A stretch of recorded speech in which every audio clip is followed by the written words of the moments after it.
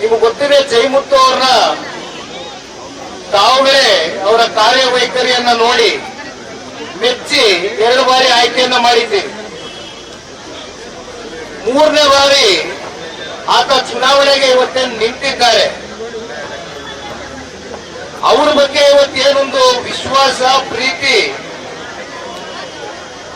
ಕಾರ್ಯದರ್ಶಿಗಳಲ್ಲಿ, ಸದಸ್ಯರಲ್ಲಿ, ಅಧ್ಯಕ್ಷರುಗಳಲ್ಲಿ ಮೂಡಿದೆ.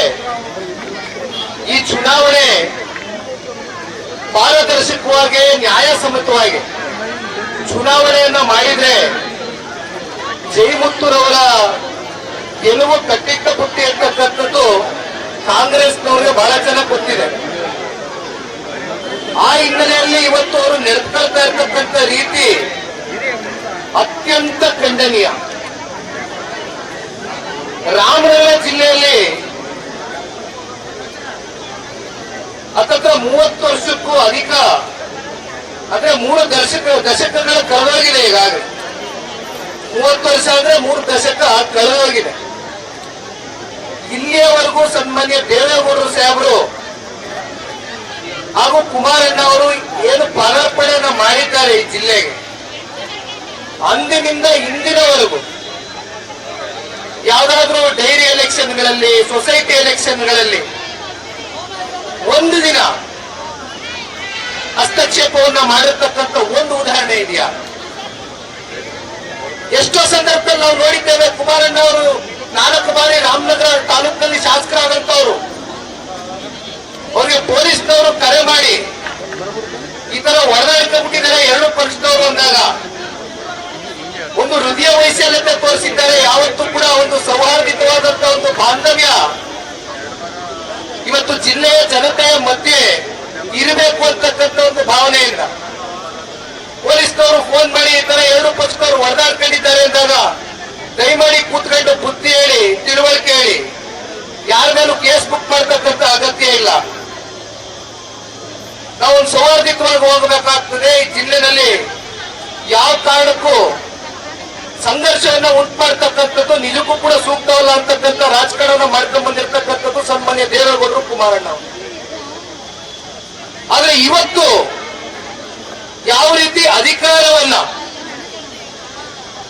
ಪಾಪ 4 ಜನ ಶಾಸಕರಿದ್ದಾರೆ ಕಾಂಗ್ರೆಸ್, ಒಬ್ಬ ಅಲ್ಲ ಇಬ್ಬ ಅಲ್ಲ, 4 ಜನ ಶಾಸಕರಿದ್ದೀರಿ. ಮಂಜಣ್ಣವ್ರು ಹೇಳಿದಂಗೆ ಪಾಪ ಒಬ್ರು ಬೆಂಗಳೂರಿನಿಂದ ರಾಮಲಿಂಗಾರೆಡ್ಡಿ ಅವರು ಉಸ್ತುವಾರಿ ಮಂತ್ರಿಗಳು ಮಾಡ್ಕೊಂಡಿದ್ದೀರಿ. ನೆನ್ನೆನೂ ನೋಡ್ತಾ ಇದ್ವಿ, ಮಾಧ್ಯಮದ ಸ್ನೇಹಿತರು ಬಹುಶಃ ಪ್ರಶ್ನೆ ಕೇಳ್ತಾರೆ, ಸತ್ಯಕಾಲದ ನಾನು ಮಾತನಾಡ್ತೇನೆ. ಇವತ್ತು ಬಂದು ಟವಲ್ ಹಾಸೋದು 540 ಕೋಟಿ ರೂಪಾಯಿ ಸತ್ಯಾಗ್ರಹದ ಪ್ರಾಜೆಕ್ಟ್ಗೆ ಕ್ಯಾಬಿನೆಟ್ ಕರೆದು ಕ್ಲಿಯರೆನ್ಸ್ ಕೊಟ್ಟು ಹಣಕಾಸನ್ನ ಹೊಂದಿಸಿ ಬಿಡುಗಡೆ ಮಾಡಿ ಚಾಲನೆ ಕೊಟ್ಟು ಟೆಂಡರ್ ಹೋಗಿ ಚಾಲನೆ ಕೊಟ್ಟು ಪೂಜೆ ಮಾಡಿ ಕೆಲಸ ಶುರು ಮಾಡಿದ್ಯಾರು? ಜಿಲ್ಲೆ ಜನತೆ ಗೊತ್ತಿಲ್ವೇ? ಇದು ಗೊತ್ತಿಲ್ವೇನಣ್ಣ? ಇದು ನಿನ್ನೆ ಪಾಪ ಮಾಧ್ಯಮದಲ್ಲಿ ಕೂತ್ಕೊಂಡು ಸತ್ಯಾಗ್ರಹದ ಪ್ರಾಜೆಕ್ಟ್ ಬಗ್ಗೆ ಉಪಮುಖ್ಯಮಂತ್ರಿಗಳು, ನೀರಾವರಿ ಸಚಿವರು, ನಿಮಗ್ ಗೊತ್ತಿಲ್ವಾ? ಪಾಪ ನೀವಿರ್ಲಿಲ್ವಾ ಸರ್ಕಾರದಲ್ಲಿ? ಯಾವ ಮುಖ್ಯಮಂತ್ರಿಗಳು ಕುಮಾರಣ್ಣ ಅವರು 2ನೇ ಬಾರಿ ಆದಂತ ಸಂದರ್ಭದಲ್ಲಿ ತಗೊಂಡಂತ ನಿರ್ಣಯಗಳು ಇವತ್ತು ಪಾಪ ನೀವೆಲ್ಲ ಬಂದು ಟವಲ್ ಹಾಸ್ತೀವಿ. ಆಯ್ತು, ಸಂತೋಷ, ಇದೆಲ್ಲ ಜನ ನೋಡ್ತಾ ಇದ್ದಾರೆ, ಮುಂದೆ ಜನ ತೀರ್ಮಾನ ಮಾಡ್ತಾರೆ. ಆದ್ರೆ ಇವತ್ತು ನಾವು ನೀವೆಲ್ಲರೂ ಬಂದು ಇಲ್ಲಿ ಸೇರಿರ್ತಕ್ಕಂಥದ್ದು, ಬಹುಶಃ ಅಧಿಕಾರಿಗಳಿಗೆ ನಾನು ಒಂದು ಮಾತನ್ನ ತಿಳಿಸ್ಲಿಕ್ಕೆ ಬಯಸ್ತೇನೆ. ಒಂದು ವೇದಿಕೆ ಮೂಲಕ ಸರ್ಕಾರಗಳು ಬದಲಾವಣೆ ಆಗುತ್ತೆ. ಇವತ್ತು ಕಾಂಗ್ರೆಸ್ ಸರ್ಕಾರ ಇದೆ, ನಾಳೆ ಮಂಜಣ್ಣ ಅವ್ರು ಹೇಳ್ದಂಗೆ ಈಗಾಗಲೇ ಕಳೆದ ಲೋಕಸಭಾ ಚುನಾವಣೆ ಫಲಿತಾಂಶ ನೋಡಿದ್ದೇವೆ ನಾವು. 19 ಸಂಸದರನ್ನ ಗೆದ್ದಿರ್ತಕ್ಕಂಥದ್ದು ಅಷ್ಟೇ ಅಲ್ಲ, ಇನ್ನೂ ಒಂದು ಹೆಜ್ಜೆ ಮುಂದೋಗಿ ಮಾತನಾಡ್ತಕ್ಕಂಥದ್ದಾದ್ರೆ 160ಕ್ಕೂ ಹೆಚ್ಚು ತಾಲೂಕುಗಳಲ್ಲಿ ಇಡೀ ರಾಜ್ಯಾದ್ಯಂತ 160ಕ್ಕೂ ಹೆಚ್ಚು ಕ್ಷೇತ್ರಗಳಲ್ಲಿ ಇವತ್ತು ಮುನ್ನಡೆಯನ್ನ ಕಂಡುಕೊಂಡಿರ್ತಕ್ಕಂಥದ್ದು NDA ಅಭ್ಯರ್ಥಿಗಳು. ಹಾಗಾಗಿ ಇದು ಬಹಳ ಸ್ಪಷ್ಟವಾಗಿ ಮುಂದೆ ಒಂದು ದಿಕ್ಸೂಚಿ ಅಂತಕ್ಕಂಥದ್ದು ಕಾಂಗ್ರೆಸ್ನವ್ರಿಗೂ ಗೊತ್ತಿದೆ. ಪಾಪ ಕಾಲಹರಣ ಮಾಡ್ತಾ ಇದ್ದಾರೆ. ನೀವು ತುಂಬಾ ಜನ ತಾಯಂದಿರುಗಳು ಬಂದಿದ್ದೀರಮ್ಮ. ನಮ್ಗೆಲ್ಲ ಮೊನ್ನೆ ಒಂದು ದೃಶ್ಯ ನೋಡಿ ಬಹಳ ಮನಸ್ಸಿಗೆ ನೋವಾಯ್ತು. ಮಹಿಳೆಯರ ದಿನಾಚರಣೆ ಅಂತ ಬಹಳ ವಿಜೃಂಭಣೆಯಿಂದ ಆಯೋಜನೆ ಮಾಡ್ಕೊಂಡಿದ್ರು ಸರ್ಕಾರದ ವತಿಯಿಂದ, ಸರ್ಕಾರದ ಕಾರ್ಯಕ್ರಮ ಅಂತ ಅವ್ರು ಹೇಳಿದ್ರು. ಆದ್ರೆ ಇಡೀ ಜಿಲ್ಲಾದ್ಯಂತ ಪಾಪ ಹೆಣ್ಣು ಮಕ್ಕಳನ್ನ ನೀವು ಕರೆಸ್ಕೊಂಡ್ರಿ, ಬಂದ್ರು, ಅವ್ರೇನೋ ಸಂತಸದಿಂದ ಬಂದ್ರು, ಖುಷಿಯಿಂದ ಬಂದ್ರು, ಗೌರವಿಟ್ಟು ನೋಡ್ತಾರೆ, ನಮ್ಮನ್ನ ಪ್ರೀತಿ ವಿಶ್ವಾಸದಿಂದ ಕಾಣ್ತಾರೆ ಅಂತ ಬಂದ್ರು. ಅದೇನೋ ಸೀರೆ ಕೊಡ್ತೀವಿ ಅಂತ. ಆ ಸೀರೆ ನಾನು ವಾಟ್ಸಪ್ ಅಲ್ಲಿ ಫೋಟೋನು ನೋಡಿದೆ ತಾಯಿ. ದಯಮಾಡಿ ತಾವೇ ಹೇಳಿ, ಸೀರೆ ಕೊಡಿಸ್ತಕ್ಕಂತ ಅಧಿಕಾರ ಅಥವಾ ಸೀರೆ ನೀವ್ ಯಾರ ಹತ್ರ ಪಡ್ಕೊಳ್ತಕ್ಕಂತ ಅಧಿಕಾರ ಇರ್ತಕ್ಕಂಥದ್ದು ಯಾರಿಗೆ? ನಿಮ್ ಮನೆಯವ್ರಿಗಲ್ವೇ? ಈ ಮಹಾನ್ ಭಾವರು ಸೀರೆ ಕೊಡಿಸ್ಬೇಕೆ? ಆ ಸೀರೆ ಕ್ವಾಲಿಟಿ ಹೆಂಗಿತ್ತು ನಾನ್ ನೋಡಿ ಬೆರಗಾಗೋದೆ. ಅದ್ರಲ್ಲಿ ಆಯ್ತು, ಕೊಡ್ತೀರಿ, ಹೃದಯ ತುಂಬಾ ಕೊಡ್ರಿ, ಅದರಲ್ಲೂ ಯಾಕ್ರಿ ಲೆಕ್ಕಾಚಾರ? ಆ ಸೀರೆ ಕ್ವಾಲಿಟಿ ನೋಡಿದ್ರೆ ನಾನು ಇನ್ನೇನು ಮಾತನಾಡೋದಿಲ್ಲ. ಆದ್ರೆ ಬಹಳ ಬೇಸರ ಆಯ್ತು. ಯಾವ ರೀತಿ ಅವ್ಯವಸ್ಥೆ ಆಯ್ತು ಆ ಕಾರ್ಯಕ್ರಮದಲ್ಲಿ, ಯಾವ್ಯಾವ ರೀತಿ ಹೆಣ್ಣು ಮಕ್ಕಳುಗಳು ಮಾಧ್ಯಮದ ಮೂಲಕ ನಾನೇ ನೋಡಿದ್ದೇನೆ, ಸಾಮಾಜಿಕ ಜಾಲತಾಣದಲ್ಲಿ ಹೊರಬಂದಿರ್ತಕ್ಕಂಥ ವಿಡಿಯೋಗಳು ನಾವೆಲ್ಲ ಗಮನಿಸಿದ್ದೇವೆ. ಬಂದಂತ ಹೆಣ್ಣು ಮಕ್ಕಳುಗಳು ಕಾಲ್ ತೊಳ್ತಾ ಆಗಿರ್ತಕ್ಕಂಥದ್ದು, ಊಟಕ್ಕೆ ವ್ಯವಸ್ಥೆ ಇಲ್ಲ, ಶೌಚಾಲಯದ ವ್ಯವಸ್ಥೆ ಇಲ್ಲ, ಕೂರ್ಲಿಕ್ಕೆ ಕುರ್ಚಿಗಳಿಲ್ಲ, ಒಬ್ಬರ ಮೇಲೆ ಒಬ್ರು ಬಿದ್ದು ಹತ್ತಿ, ಇವೆಲ್ಲ ನಿಜಕ್ಕೂ ಕೂಡ ಅದು ಯಾವತ್ತು ನಡೀತಿದೋ? ಅವತ್ತು ಏನಾಗಿತ್ತು ದೇಶದಲ್ಲಿ? ಏನಾಗಿತ್ತು? ನಾವೆಲ್ಲ ಶ್ಲೋಕಾಚರಣೆ ಪಹಲ್ಗಾಮ್ನಲ್ಲಿ ಏನಾಗಿತ್ತು?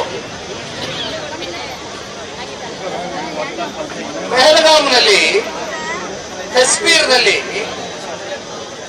3 ಜನ ಕರ್ನಾಟಕದಿಂದ ಪಾಪ 28 ಜನ ಸಾವನ್ನಪ್ಪಿದ್ರ ಆ ಒಂದು ಘಟನೆಗೆ. 3 ಜನ ಕರ್ನಾಟಕದಿಂದ ಹೋದಂತ ಕುಟುಂಬದ ಅವರ ಮನೆಯವ್ರನ್ನ ಕಳ್ತಕ್ಕಂತ ಒಂದು ಸಂದಿಗ್ಧ ಪರಿಸ್ಥಿತಿಯಲ್ಲಿ ಇಡೀ ದೇಶ ಶ್ಲೋಕಾಚರಣೆ ಮಾಡ್ತಾ ಇದ್ದೇವೆ, ಗೌರವ ಪಡ್ತಾ ಇದ್ದೇವೆ, ಆ ಕುಟುಂಬಕ್ಕೆ ಧೈರ್ಯ ಸಲ್ಲಿಸ್ತಕ್ಕಂಥ ಕೆಲಸ ಮಾಡ್ತಾ ಇದ್ದೇವೆ. ನೀವೇನ್ ಮಾಡ್ತಿದ್ರಿ ಕಾಂಗ್ರೆಸ್ ಅವರು? ನೀವೇನ್ ಮಾಡ್ತಾ ಇದ್ರಪ್ಪ ಕಾಂಗ್ರೆಸ್ ಅವರು?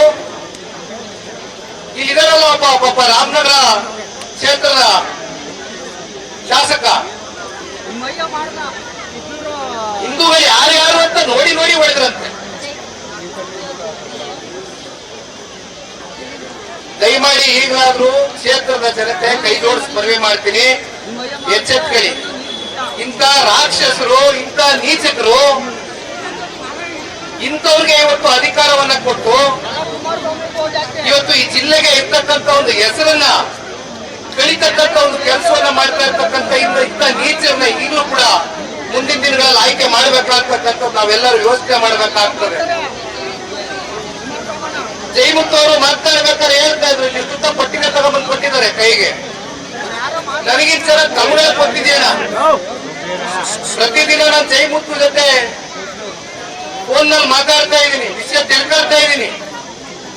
ಯಾವ್ಯಾವ ರೀತಿ ಪ್ರತಿನಿತ್ಯ ಅದನ್ನ ಸೋಲಿಸ್ಲಿಕ್ಕೆ ಅಧಿಕಾರಿಗಳನ್ನ ಒಂದು ಕೈಗೊಂಡ ರೀತಿ ಜೇಬ್ನಲ್ಲಿ ಇಟ್ಕೊಂಡು ಇವತ್ತು ಇಲ್ಲಿ ಇರ್ತಕ್ಕಂಥ ಉಪಮುಖ್ಯಮಂತ್ರಿಗಳ ಆದಿಯಾಗಿ ನಾನು ಹೇಳಲಿಕ್ಕೆ ಬಯಸ್ತೇನೆ. ಪಾಪ ನೀವು ಪ್ರತಿನಿಧಿಸ್ತಾ ಇರ್ತಕ್ಕಂಥ ಜಿಲ್ಲೆ ಅಲ್ವೇ? ಹೇಳ್ತೀರಿ ಪಾಪ ಅಧಿಕಾರಿಗಳನ್ನ ಕೂರ್ಸ್ಕೊಂಡು ಅವನು ಯಾವನವನು DAR ಅವನು, ಈ ತಿಂಗಳು ಕೊನೆ ಅವನಿಗೆ.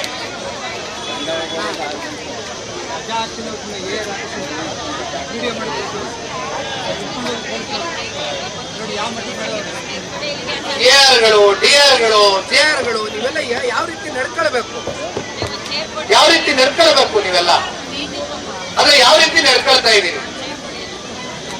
ಇನ್ನೊಂದು ತಿಂಗಳಲ್ಲಿ ನಿಮ್ ಸಮಯಾವಧಿ ಮುಗಿದೋಗುತ್ತೆ ಅಂತ ಸ್ವೇಚ್ಛಾಚಾರವಾಗಿ ಇಲ್ಲಿರ್ತಕ್ಕಂಥ ಶಾಸಕರು, ಪ್ರತಿನಿಧಿಸ್ತಾ ಇರ್ತಕ್ಕಂಥ ಉಪಮುಖ್ಯಮಂತ್ರಿಗಳ ಜಿಲ್ಲೆ, ಆತನ ಮೇಲೆ ಒತ್ತಡ ಏರಿ ಸ್ವೇಚ್ಛಾಚಾರವಾಗಿ ನೀವು ಸೂಪರ್ ಸೀಡ್ ಮಾಡ್ತಕ್ಕಂಥದ್ದು, 8 ಸೊಸೈಟಿಗಳಿಗೆ ನೀವು ನೋಟಿಸ್ ಕೊಡ್ತಕ್ಕಂಥದ್ದು, ಮಾಡಿದ್ದೀರಿ. ಪಾರದರ್ಶಕವಾಗಿ ಚುನಾವಣೆ ಮಾಡಿ, ನ್ಯಾಯಸಮ್ಮತವಾಗಿ ಚುನಾವಣೆ ಮಾಡಿ. ಚುನಾವಣೆ ಗೆಲುವು ಸೋಲು ಇಕ್ಕಿದ್ದೆ. ಚನ್ನಪಟ್ಟಣ ಚುನಾವಣೆ ಏನ್ ಮಾಡಿದ್ರಿ? 4 ತಿಂಗಳು, 1 ತಿಂಗಳಲ್ಲ, 2 ತಿಂಗಳಲ್ಲ, 3 ತಿಂಗಳಲ್ಲ, 4 ತಿಂಗಳದು ಗ್ಯಾರಂಟಿ ಯೋಜನೆ. 48 ಗಂಟೆಗಳ ಕಾಲದ ಒಳಗಡೆ 48 ಗಂಟೆ ಕಾಲದ ಒಳಗಡೆ ಚುನಾವಣೆ ಮತದಾನ ಪ್ರಕ್ರಿಯೆ ನಡೀತಾ ಇತ್ತು. ಕೇವಲ 2 ದಿನದಲ್ಲಿ 4 ತಿಂಗಳು ಇಟ್ಕೊಂಡಂತ ಹಣಕಾಸು ಒಂದ್ ಕಡೆ ಶಿಗ್ಗಾವಲ್ಲಿ ಹಾಕ್ತೀರಿ, ಸಂಡೂರಿನಲ್ಲಿ ಹಾಕ್ತೀರಿ, ಚನ್ನಪಟ್ಟಣದಲ್ಲಿ ಹಾಕ್ತೀರಿ, ಹಾಲಿನ ಬೋನಸ್ ಹಾಕಿದ್ರು.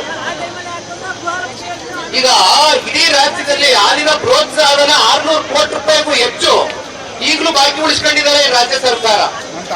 ಯಾಕಪ್ಪ ಕೊಡ್ತಾ ಇಲ್ಲ? ಪಾಪ ಲೋಕಸಭಾ ಚುನಾವಣೆ ಬಂತು, ಏನು ನಮ್ಮ ಜಿಲ್ಲೆಯ ಹೆಣ್ಮಕ್ಳನ್ನೆಲ್ಲ ಫಲಾನುಭವಿಗಳ ಸಭೆ ಅಂತ ಕರೆದು ಅಲ್ಲಿ ಇಲ್ಲೇ ನಮ್ಮ ಮಂಡ್ಯ ಕ್ಷೇತ್ರದ ಶಾಸಕರು ಧಮಕಿ ಹಾಕ್ತಾರೆ ಓಪನ್ ಆಗಿ ಸ್ಟೇಜ್ ಮೇಲೆ. ನೀವೇನಾದ್ರೂ ಅವತ್ತಿದ್ದಂತ ಸಂಸದರನ್ನ ಮತ್ತೆ ನೀವು ಪುನರಾಯ್ಕೆ ಮಾಡದೆ ಹೋದ್ರೆ ಎಲ್ಲ ರದ್ದು ಮಾಡ್ಬಿಡ್ತೀವಿ, 2,000 ರೂಪಾಯಿ ಕೊಡೋದಿಲ್ಲ ಅಂತೀರಿ.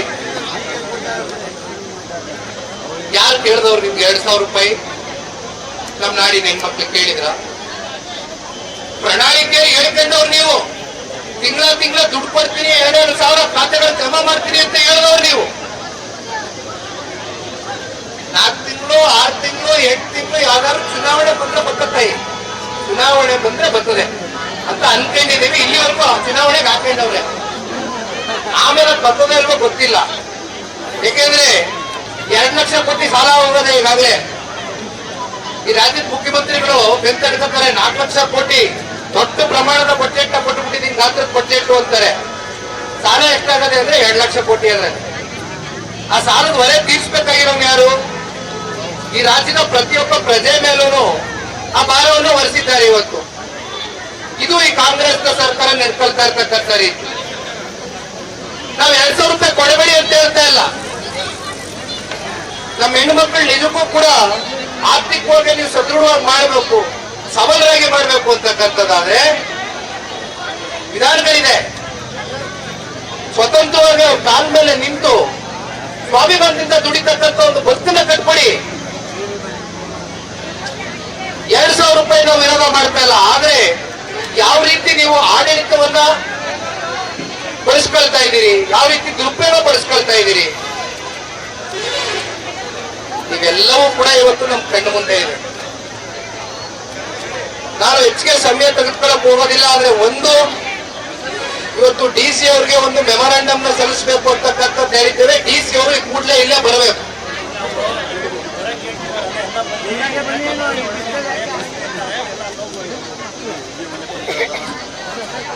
ಜಯಮುತ್ತು ಅವರು ಈಗ ತಾನೇ ಹೇಳಿದಂಗೆ ನಾವೆಲ್ಲರೂ DC ಕಚೇರಿಗೆ ತೆರಳಬೇಕಾಗ್ತದೆ. 25ನೇ ತಾರೀಕು ನಡೀಬೇಕಾಗಿರ್ತಕ್ಕಂಥ ಹಾಲು ಕೂಟದ ಈ ಒಂದು ಸಹಕಾರಿ ಸಂಘದ ಚುನಾವಣೆ ಪಾರದರ್ಶಕವಾಗಿ ನ್ಯಾಯಸಮ್ಮತವಾಗಿ ನಡೀಬೇಕು ಅಂತಕ್ಕಂಥದ್ರ ಬಗ್ಗೆ ಇವತ್ತು ನಾವೆಲ್ಲರೂ ಕೂತ್ಕೊಂಡು ಅವರಿಗೆ ಚರ್ಚೆಯನ್ನ ಮಾಡ್ತೇವೆ, ಮನದಟ್ಟನ್ನ ಮಾಡ್ತೇವೆ. ಯಾವ ಕಾರಣಕ್ಕೂ ಕೂಡ ಯಾರು ಕೂಡ ಎದುರ್ತಕ್ಕಂಥ ಪ್ರಶ್ನೆ ಇಲ್ಲ. ಎದುರ್ಕೊಂಡು ನಾವೆಂದೂ ಕೂಡ ರಾಜಕಾರಣದಲ್ಲಿ ಹಿಂಸರದಂತವರಲ್ಲ.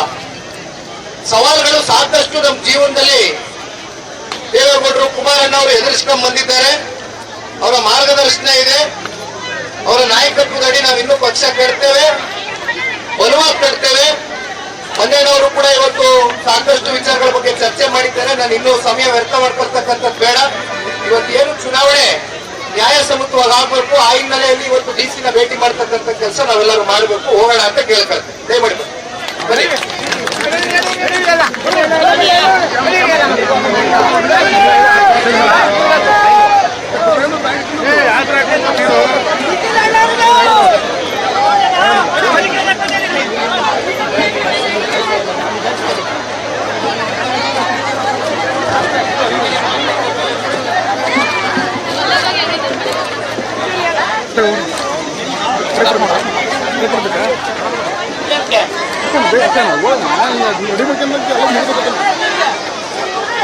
ದಯಮಾಡಿ ಎಲ್ಲ ನಮ್ಮ ಮಹಿಳೆಯರು ಮತ್ತು ಎಲ್ಲರ ಡಿಸಿ ಕಚೇರಿಗಳು ಬೆಲೆ ಬರಬೇಕಾಗಿ ತಮ್ಮಲ್ಲಿ ಕಳಕಳಿ ಮನವಿ.